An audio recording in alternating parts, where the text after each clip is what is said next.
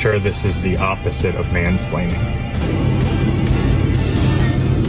The joke is that she needs to give him a list to go to the grocery store, and he doesn't understand where things are or what the preferred items are, or he comes home with the wrong stuff all the time. That's a funny haha joke, right? He's infantilizing himself. But here's the thing, in a situation where someone needs to have a visual list outside of neurodivergence, which is totally valid, the root of the joke is that he is not paying attention to the preferences of the family. Someone in the household knows every person's preference, their dietary restrictions, their allergies, who's going to eat what and how much needs to be had. They're paying attention to coupons, what stores carry it. Think back to a time where someone brought over your favorite soda or picked up some candy for you and knew your preference, brought over a bottle of wine of something that you've said you've liked before. It's not a flex that you're not paying attention to the people you love. Knowing what they like is a way of showing. If you unironically watch Andrew Tate and think, oh yeah, no, this is someone I want to be like, I want to look up to, you're a fucking idiot. So apparently Witch Talk is freaking out because Kat Von D is throwing out her witchcraft books, and everyone's convinced that means witchcraft is going to be illegal now. And I would like to add my 2 cents because I have a lot to say. First of all, I don't know why any of you are surprised by this, because New Age spirituality is very often a pipeline to the alt-right and then evangelical Christianity. It's not new, it happens literally all the time, and Kat Von D was already an anti-vaxxer and a racist, so it's really not a big jump for her. Second of all, the way you guys are saying this is going to be a new witch hunt is completely ignoring the actual history of the witch trials, because it wasn't witches who were being persecuted. It was just people of color and other marginalized communities practicing their culture, and they are still being oppressed for doing that currently. So the witch trials can't come back when they never actually stopped in the first place. Yes, 100% yes. So this 2020 study published in the journal, the stuff she addresses in this video are so important because these problematic premises of fan fictions and other types of media are oftentimes not just fiction. For example, we all know the infamous "My Family Sold Me to One Direction," which was very popular, especially among impressionable young women who were their fans. But this stuff literally happens. For example, Prince met one of his wives when she was 16. He took legal guardianship of her when she was 17, and then when she stopped being a minor, they pursued a relationship. We also know that people like Elvis were notorious for going after 14-year-olds and then even later marrying them. And I could go on and on about musicians and other famous men who have groomed or abused women. But not only is this stuff so normalized, it's even fantasized about. Which is why we shouldn't shy away from talking about the nuances of some kinks and where they originate from, because a lot of it could be based in misogyny. But yeah, these fan fictions or other types of media that cater to rape myths are just so dangerous, especially with young children. If you're not Jewish and you're not actively fighting anti-Semitism, why? Because Nazis are flyering their neighborhoods with classic anti-Semitic propaganda about pedophilia, immigration, COVID and vaccines, gun control, and putting things like this out, which are literal hit lists that put stars of David on people's foreheads. Members of the Marines are found to be part of white supremacist groups planning to burn down synagogues and rape Jewish people and murder Jewish children. Members of the National Guard are arrested for literally threatening to murder Jewish children at the playgrounds they're hired to protect. So what's stopping you from doing the bare minimum of educating yourself and sharing that education? Maybe I shouldn't say this, but I do think that the conservatives are right. Being trans is contagious. Because 3 years ago, I was the only person in my friend group that had they, them pronouns. And now every single person has they as at least one of their pronouns.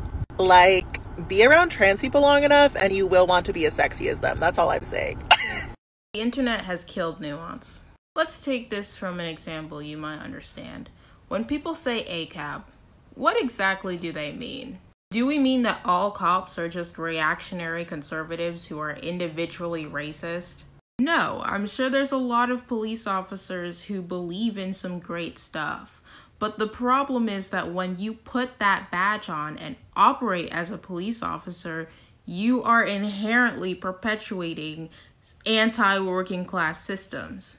You want to be a good cop, brother? You will get fired if not killed. You want to be a leftist in the military? Chelsea Manning got a dishonorable discharge and 7 years in jail, which was very nearly far more because she revealed war crimes. Do you really think anything would be different if the CEO of Lockheed Martin read Marx? Sure, participate in society, but you don't need to join Kill Brown People Incorporated.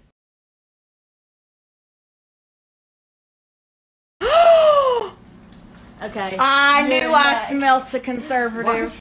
If you care about climate change, you should care about the threat of nuclear weapons. First of all, you should care about the millions of lives that could be lost in a nuclear war. But the other impacts cannot be understated, and nuclear weapons have disproportionately impacted my people, the Navajo Nation. Mining companies blasted 4 million tons of uranium out of Navajo land between 1944 and 1986. In that time period, my mom, uncles, aunts, and grandparents lived there. My grandmother lost her kidney due to the mining. Navajo Nation is around the size of West Virginia and home to more than 250,000 people, including my grandparents. To this day, the Navajo Nation is still suffering from the uranium extraction used to build America's nuclear arsenal in the form of higher cancer rates, birth defects, and lack of clean drinking water. 1 out of 3 members on the Navajo reservation do not have access to clean drinking water. The impact cannot be understated. Right now, diplomats are gathering at the UN to discuss nuclear disarmament. I'm using my voice to protect Shikaya, my land, and my people. Please share and help spread the word. In my mind, insert cash or select payment type. Use PIN pad to complete transaction. Thank you for shopping at Walmart. I think the most interesting part about watching the internet's reaction to the Johnny Depp and Amber Heard trial was when I had conversations with people. I would ask them to list their favorite actors or musicians or directors, and maybe 60% of the time they would list a known abuser. This was very interesting to me and left me with a number of questions, one of them being, if you are so against domestic abuse and are trying to push the notion that abuse has no gender, then why are the only abusers that you can seem to forgive white, cis, and very powerful? And although I do agree with the saying abuse has no gender, I also fully believe that accountability does have a gender. And I think that making a man who has a history of being violent with the people that he's around the face of the anti-domestic violence movement is very on par with the internet. And the hypocrisy was insane. I mean, watching people stand behind this mask of solitude and support when it was just there to hide their blatant misogyny and just nastiness. Because saying that you support victims and in the same breath going to use somebody recalling their essay story as a meme on the internet is insane. It's idiotic. And I'm not sorry to say this, but these misogynistic talking points and dog whistles don't make you the anti-abuse hero that you think it does. You're not a trailblazer. You're just a random person on the internet with no emotional intelligence who saw an opportunity to harass a woman. And when it comes down to it, I don't even think some of you even cared or thought that Amber Heard abused Johnny Depp. I think that you just saw a woman speaking up and using a platform and thought she was totally out of her place. And what puts the icing on top of this very toxic cake is the fact that a lot of these people hadn't shown any public support for any survivors prior to this trial, and probably will never again, unless another one of their favorite actors has a defamation case on their hands. I wasn't even going to talk about this trial publicly, but the way that people reacted was inappropriate and embarrassing and insensitive, and it almost felt necessary. This conversation deserves a lot of nuance, and it deserves to be had with people that have actually watched the trial, have actually ingested the information and have come up with an organic opinion. But that's my 2 cents. Am I showing off my curves at work, or do I just have curves and also a job? You see this? We want this. We love this. We need this. But this, yeah, we don't need this.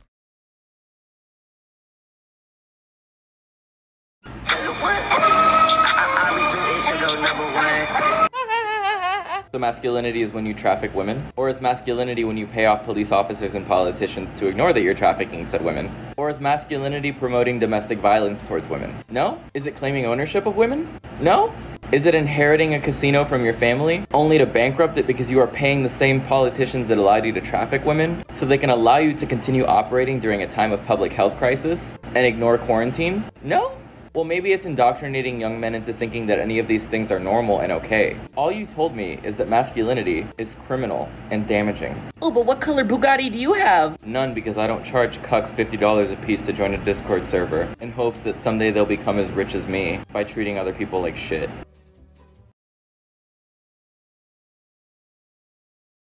If your acceptance of sick and disabled people ends when their symptoms inconvenience you, then you don't actually accept sick and disabled people. If your body positivity for sick and disabled people ends when someone has a catheter, an ostomy bag, or a feeding tube, then you're not truly body positive. If you're a company that wants disabled people to be in interviews and in photos to show that you're inclusive, but you don't actually make your company accessible, you don't actually hire disabled people, then you're not supporting disabled people. If you support your sick and disabled friend, but you don't support them when they're in the hospital for a long time, or when they can't hang out like a normal young person, then do you really support your sick and disabled friend? If your support for disabled people ends when they don't fit your narrative, when they aren't inspirational, when they want more from you than just pity but actual change, then you don't support disabled people. You can support them if you want to, so look at the rest of my videos to find out how to make actual change.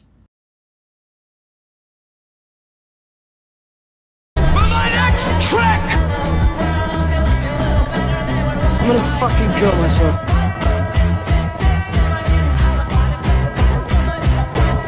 I'm trans femme, and I kind of like leaning into stereotypes because I think it's funny. You know, I'm a communist cat girl programmer, yeah, and recently I got a blaha just for the bit, which I think isn't really ha-ha funny, but is blaha ha. And before somebody corrects me, I know the correct pronunciation is blowhigh, but that doesn't work with the joke. I'm sorry for being wrong. I know the climate crisis can feel overwhelming and that it's easy to feel powerless. But as a theater artist, you have so much power.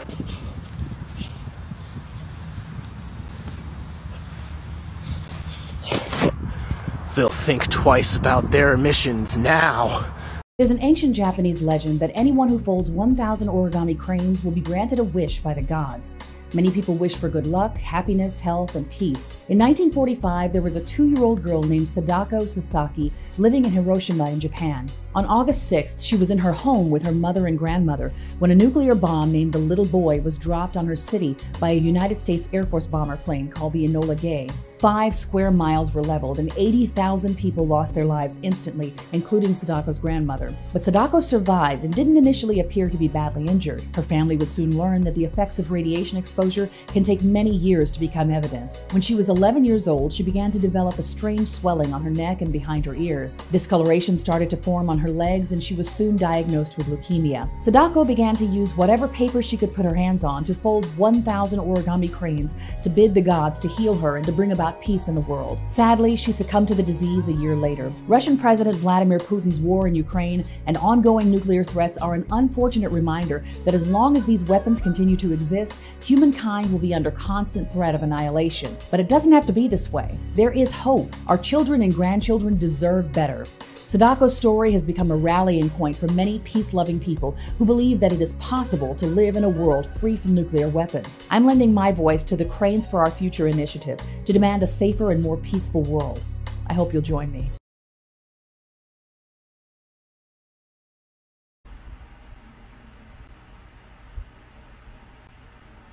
See, when I read that, everything is true. Once I see too many American flags in the neighborhood, that's gotta be racist. No, for real, let's talk about this, because what the fuck do you have to be patriotic about? We up here sitting on some stolen land that we done stole from some other motherfuckers who are still trying to get their land back that we stole from them, brought a bunch of enslaved people here, beat the shit out of them, raped them, killed them, all of this shit on stolen lands. And then continue to this day to take the rights away from the people who were born here and the people who live here. And don't even get me started on the people who want to live here. We treat them like shit too. The economy's all over the fucking place. There's a school shooting every fucking week. What is there to be proud of in this goddamn country? I wish a motherfucker would come up to me talking about I'm proud to be an American. I might sock you in your motherfucking jaw. Stupid ass country. I wish I could leave today. Almost all your taxes go to military installations on foreign bases, 800 of them, but no other country has a military base in America, cause it's a fear tactic, it's a fear tactic. We are a fascist police state. Fascist police state, wasting your money. It could go to education or making millions of jobs, upgrading our energy grid. But no, no, no, no, no, no, no. We are a fascist police state. Fascist police. But when black people come out, and speak against our kings getting murdered, look how many bats. How many bats are here? How many bats are here? Hey, everybody to the front. Nobody to the back. Everybody to the front. Everybody to the front.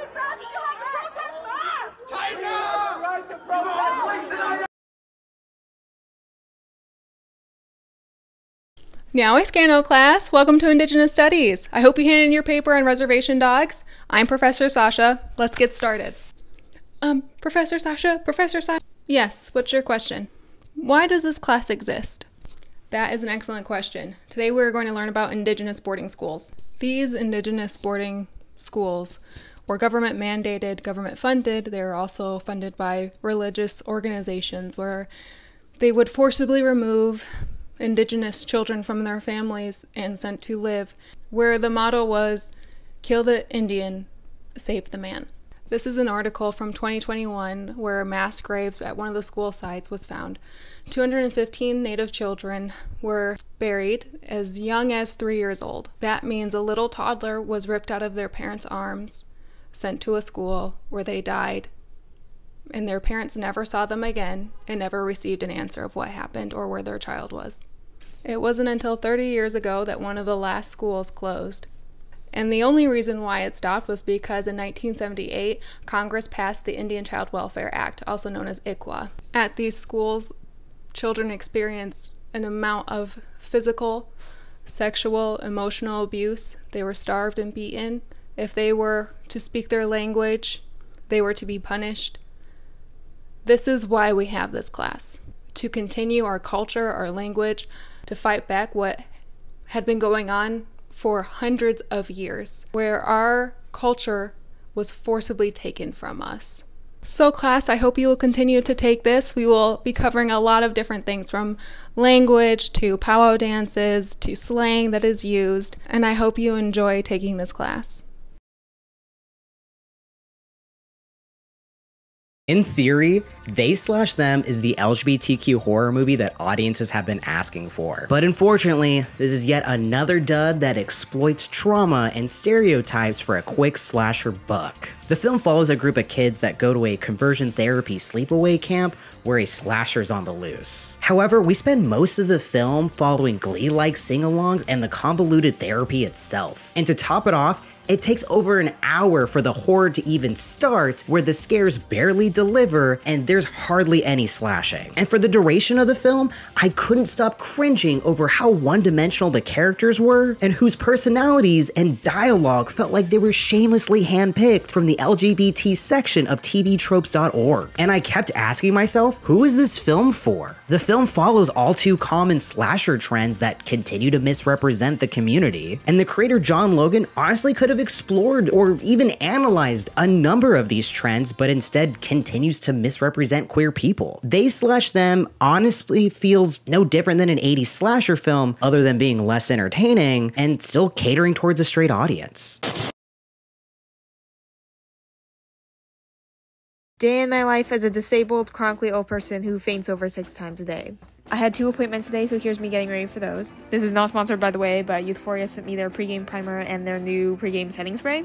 It was going to be a pretty hot day and I was going to have to run around a lot, so I thought I would just try it out with the rest of my makeup. And as you can see, I was shook. My base makeup looks so good. I love this. Luckily, the world was kind of on my side today because I only had like 2 fainting spells with getting ready. There is one. There we go. So I had a bit more energy than I usually have to start off with. But today was pretty busy, so I knew I was going to be pretty fatigued afterward. This is me in the car before my physical therapy appointment. I was able to get through most of the appointment, but right at the end in the room, I had a big fainting spell. Luckily, all the doctor's offices I've gone to so far are super understanding and let me just chill for as long as I need to. After that exhausting appointment, I got a little time at home before having to go to another appointment. This one was specifically for my eyes because I got a lot of issues going on there, and it's very fatiguing doing eye appointments, especially for me. I had another fainting spell at the end of this appointment too, so my mom got me out to the car and I fainted again. I was feeling like absolute crap at this point, but my AC was making me look kind of cool, even though inside I was exploding and I felt like I was on fire. But then my mom came back with this, which literally made my day. Girls at the front desk didn't want to bother me because they knew I wasn't feeling good. So shout out to y'all if you're watching this. That was so sweet of you. Again, it totally made my day.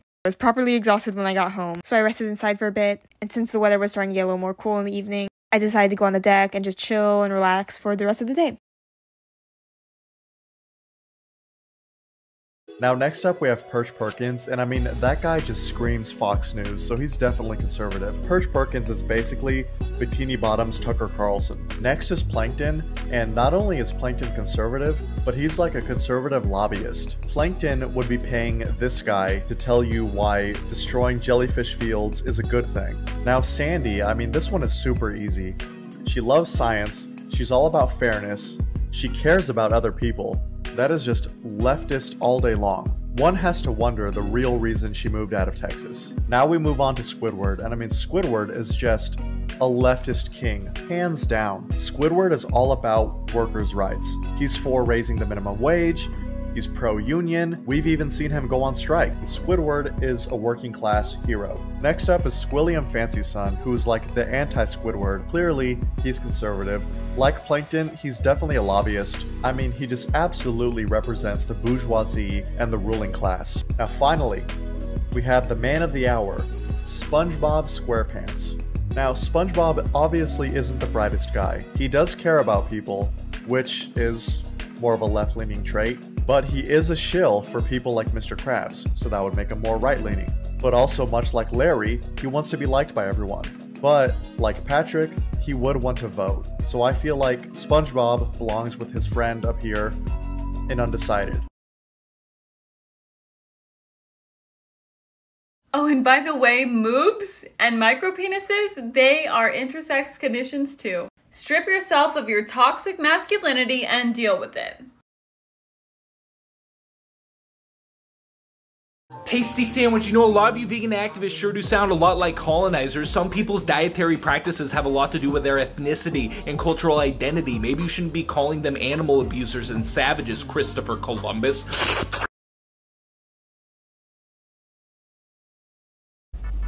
Actually, the cool thing is, these flags do keep out a certain type of person. We call them bigots. Ever since I hung these flags up, the coolest thing has happened. It's saved me so much trouble because if a person is a bigot, they're gonna walk in, maybe give me some guff, and then turn around and walk out. So I proudly display these flags. No one's going to bully me or my clients in my gym.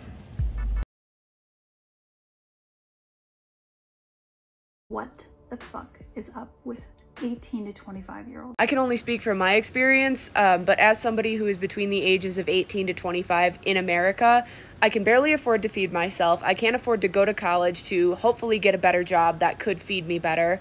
I can't afford health care, so my mental health and my physical health have to take a seat on a back burner while I just try to not fuck up either of them. I have made my peace with the fact that I will probably never be able to buy a house. The older adults in our lives tell us that if we just work harder, we'll be able to afford these things because they were able to buy a house and get through college with their entry-level job, so why shouldn't we? When we are working for starvation wages and inflation just keeps going up and minimum wage just keeps staying the same. The government does not care about us, and the people in the government only want to pad their pockets to everybody else's detriment. And coming into adulthood during a global pandemic really drove this point home. Fascism is on the rise in America, but in the face of this, we have to just continue going to work so that we don't starve. Myself and everybody else I know is incredibly exhausted and burnt out from having to work constantly for starvation wages that by the time we get home at night, we want nothing more to do than to just lay down and recuperate from the day that we just had to subject ourselves to. Grown up watching the climate and the planet decline while at the same time both sides of the political spectrum use it to further their own agendas and get people to vote for them as if this isn't an immediate threat that affects the future of all humanity and all humanity currently. We grew up having to do active shooter drills in our elementary school classrooms. We watched our parents go through the 2008 recession, and now with the new recession looming over our heads, a lot of us have no hope that things are ever going to get better. Rights are being taken away, which again, politicians turn political for their own benefit and not because they actually care about anybody. Everybody my age that I know wants to make this world better than what it currently is. But in the face of all this and more, we're going to have at least a little bit of a chip on our shoulders about it.